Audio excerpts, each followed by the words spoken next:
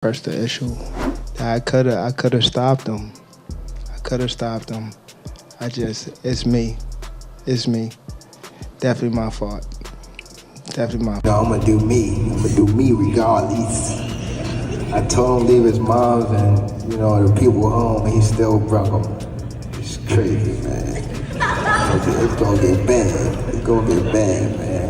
But, it's all love. Gervonta Davis just had another intense argument with Lamont Roach on social media. Davis claimed that the fight was his to win, and that Roach only won because he allowed it. This statement has caused a lot of controversy. Not only did Lamont Roach respond, but many fans and boxing experts also reacted. Some even went as far as saying that Roach won the fight with or without the knockdown. I definitely could have. That was on me too. That was on me for sure. Because I ain't pick it up when I supposed to pick it up. And I could have definitely did more. Definitely did more. He caught me with a good shot, but it was times that I sat in there with him and I'm like, damn, this guy like super slow. Well, not super slow, but he's slow. And I could have took advantage of the moments. Many people believe that Lamont Roach won the fight, especially when considering the knockdown. They think he was cheated because all the judges gave the 9th round to Gervonta Davis. Some argue that Davis could have been disqualified or penalized if the judges had made the right call. However, after Davis recently claimed that Roach only won because he allowed it, many have taken things further, saying that Tank didn't deserve the win, even with the ignored knockdown. Boxing too much in the beginning, and when I felt like he was slow, it was just already late down the line type of thing. Believe that Roach Jr. and his team have a strong case to overturn the decision if they appeal. However, the ruling went against them, and despite Roach pushing for his knockdown to be recognized, his request was denied. Roach expressed his frustration in a series of posts on X. In his first post, he wrote, "Y'all are tripping if you think... Buddy had an off night. That fight was just different with me. I told y'all from the start, just because I feel like I won doesn't mean I said it was easy. The knockdown gives me a unanimous decision." He later added, "I handled that in the ring. Ali, you're about to make me call you out for this bias. I know he's your guy, but leave it alone. I'm not suing anyone. I'm just making sure my clear knockdown, which they robbed me of, is recognized. Get it right, man. Report that." What you talking about? He like, "Now ain't gonna give it to you." I was like, "Oh, is that right?" So, that's how boxing work. It's sad to say, that's how boxing work. I'm not like totally upset. I figured with a superstar, you won't get too much on paper. When someone suggested that overturning the knockdown would mean Roach Jr. won by split decision rather than unanimous decision, he responded, "The judge who scored the fight for Tank gave him that round. If the knockdown is counted as 10-8 in my favor, that's a 3-point swing. So I would have won that card too. Go back to your cave, casual." Roach Jr. is correct. If the knockdown had been properly counted, he would have won by unanimous decision. Not just a split decision. However, he likely would have been happy with either outcome. The biggest takeaway from the Davis versus Roach fight wasn't that Tank was exposed as a fraud or that he performed poorly. Instead, it showed that Roach fought brilliantly, had the right skill level, and executed a strong game plan to challenge Davis. What happened in the 9th round? How frustrated are you that that wasn't counted as a knockdown? Man. That is not to say Tank doesn't deserve criticism for his performance. Many have pointed out that his habit of starting slow and being overly cautious with his punches nearly cost him, or did cost him, depending on how you view the draw on his record. His actions in the 9th round also raised concerns. He assumed he could call a timeout by taking a knee, believed it was within the rules to ask his corner to wipe grease from his eyes, and expected special treatment from referee Tony Willis, and got it. These moments deserve endless criticism. However, Roach deserves more credit than Davis deserves criticism. He took on an elite counterpuncher and outperformed him in that very skill. responding to nearly every Davis left hook with a sharp right hand. He didn't fall for Tank's traps and feints, but instead stayed patient and set up traps of his own. I damn sure thought I had it, especially when they announced the score for him. I was like, oh, they gonna give me a split decision win. I was like, oh, yeah.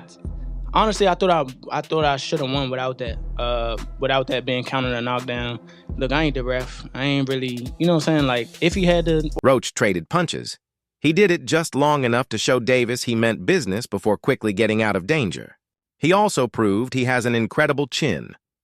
While his defensive awareness and counterpunching helped him avoid most clean shots, he still took a few solid punches to the jaw and kept going, something Tank's opponents usually don't do. Many in the boxing world dismissed this fight as a pointless mismatch. However, sharper analysts saw Roach as a serious challenger who could be competitive.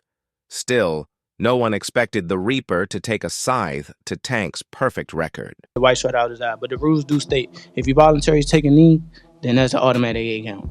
But it is what it is. I wasn't relying on that. I was relying on what I was doing in it. I think I was taking control. I think I was landing more shots. I think I was... But that the outcome serves as a lesson for superstars. Take the biggest fights available when you can, because sometimes a stay-busy fight is the one that backfires. Still, any damage to Davis's reputation can be quickly repaired. All he needs to do is sign for an immediate rematch with Roach and win convincingly.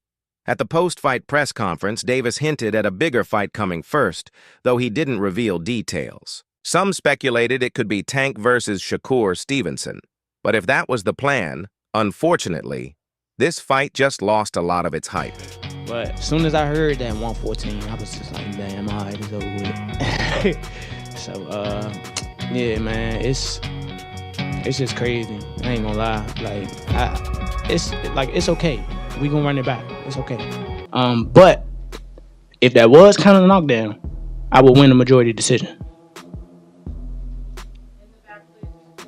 Yeah, Lamont, this is... Fight like Tank versus Shakur Stevenson, one that could decide the best American boxer under 30, needs both fighters to come in strong. You can't have one of them coming off a fight that most people think he should have lost. As the favorite, Davis needs the Roach rematch, even though winning it won't be easy, to maximize interest in fights against Stevenson and other top contenders. He has to erase doubts. The draw on his record isn't a huge hit to his marketability, but the perception that he was second best in his last fight is. The best way to fix that is with a dominant performance in a more recent fight. I don't know, did y'all see me in the ring tell him to keep counting? he started counting. I was like, why you stop? Like, keep counting. But I honestly don't know. I don't know. Davis versus Roach 2 needs to happen, and it needs to happen next. The fight should take place in a location where Davis's Baltimore fans and Roach's DC supporters can come together to create an electric atmosphere. Also, New York's Tony Willis, usually a solid referee, should not be on the commissions. Shortlist this time.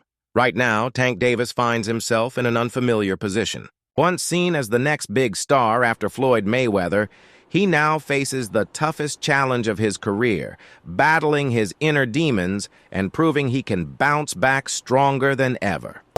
Yeah, just didn't do enough work. I thought that Roach's game plan was. Davis entered the fight as a heavy favorite, with many expecting him to secure his 29th career knockout by stopping Roach, who was making his lightweight debut. Behind a pro-Davis crowd, Tank was expected to deliver another highlight reel finish. However, Roach didn't back down. He stood his ground, absorbed Davis's power shots, and fired back with punches that stunned both Davis and the crowd.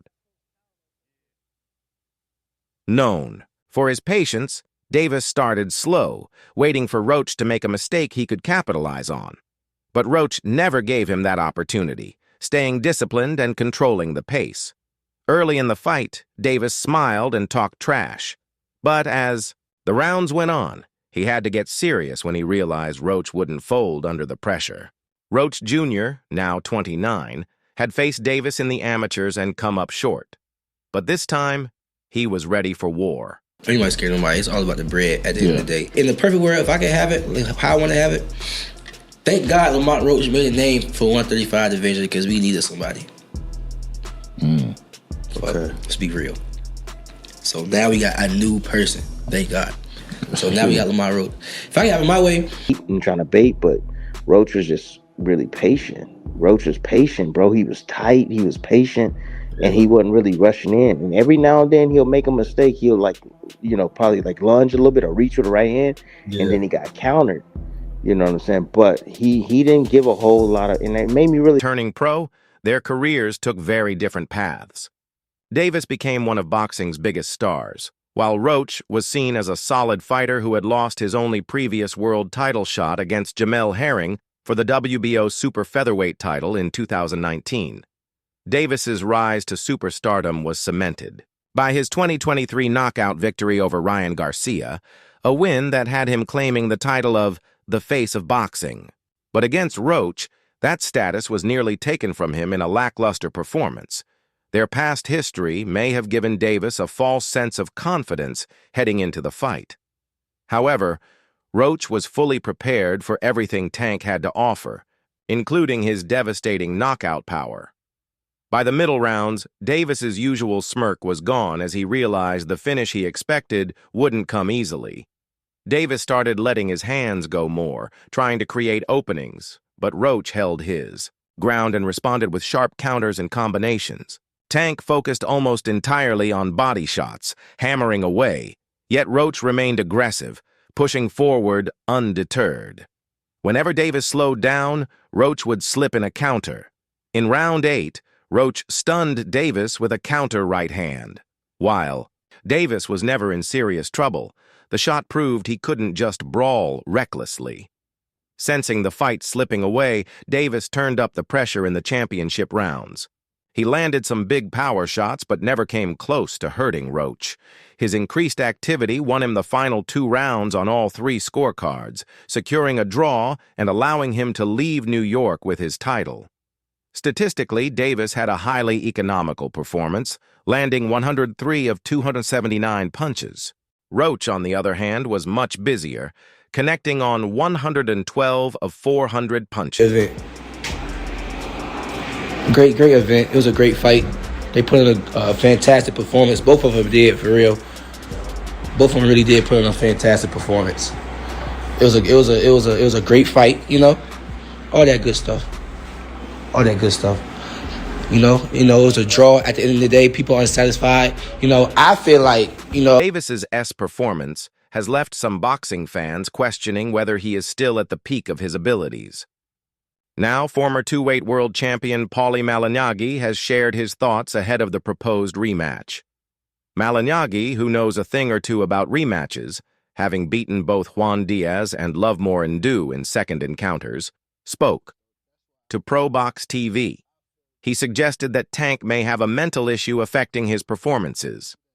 There's something that has been said about Davis behind the scenes for years that nobody talks about, Malignaggi said, and it explains why they keep matching him against fighters who are 15-1 or 20-1 underdogs. And defend against him, so I don't know what that's gonna bring us. But let's move on to the main event. Gervonta Davis and Lamont Roach. Certainly, I think the draw controversial, but I think Lamont Roach wins the night. I think his performance wins the night. Here's the thing, though. Lamont Roach was always a solid fighter, solid fundamental, and I'm going to reiterate what I said before. Solid fundamental fighter. Nothing that wows you, though. No crazy speed, no crazy power. There's a growing rumor behind the scenes that Davis has a lot of front-runner tendencies, meaning if he's pushed hard enough, he might break under pressure. This theory is gaining traction, especially since Roach is from the D.C. area and has known Davis since their amateur days. Unlike the general public, those who grew up around Tank have always had an idea of his weaknesses, but his carefully selected opponents over the years have kept them hidden. Roach seemed to understand this going into the fight.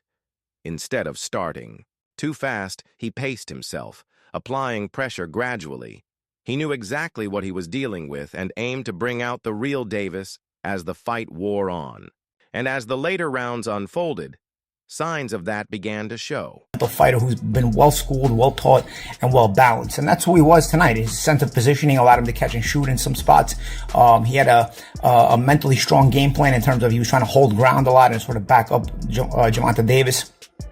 Davis still, you know, when you really think about it, he ends up fighting a Lamont Roach, who's a 130-pound champion, been a perennial contender for about 10 years, finally won a world title. There were moments in the fight that raised eyebrows, including an incident where some believed Davis attempted to bite Roach. While that claim is debatable, his actions, like taking a knee, suggested mental fatigue. Davis is physically gifted but mentally weak, some critics argue. The way to beat a front runner is to drag him into the later rounds. You don't take all the risks early. You wear him down over time.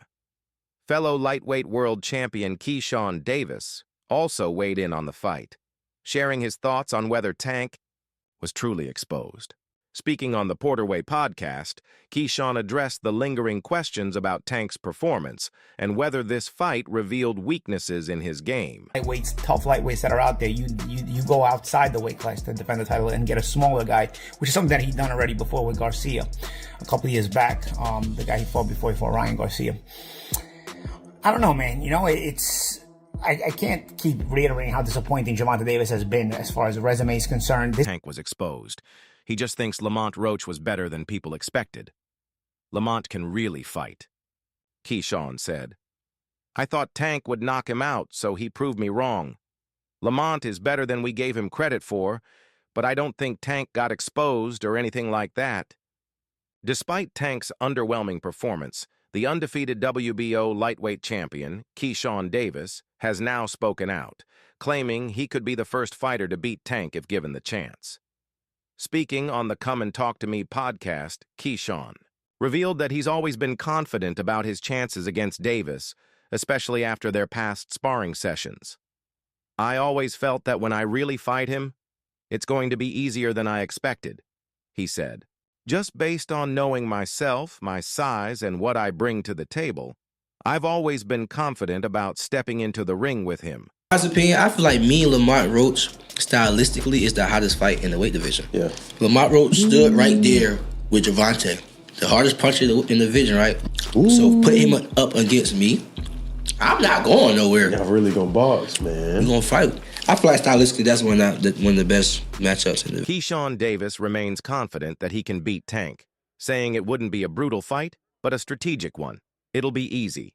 It's not going to be a physical dogfight. It's going to be a chess match, and I'm just smarter than him, he said.